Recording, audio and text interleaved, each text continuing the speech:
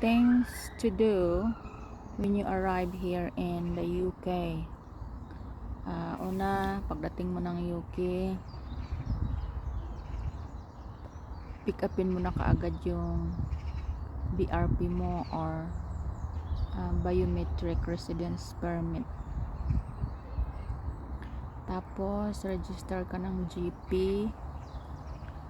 kung saang area ka, punta ka sa local health center ninyo, and then apply ka ng national insurance number, open ka ng bank account, pwede ka rin mag-apply ng provisional driving license,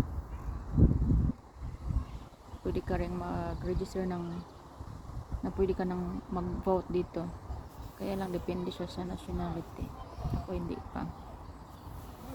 Tapos yun,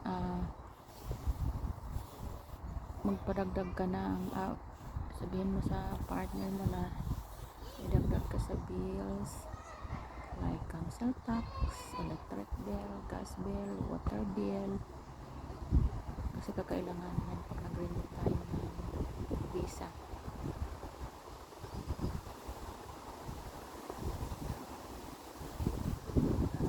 Marami pa. Malalaman mo yan pagkadating dito.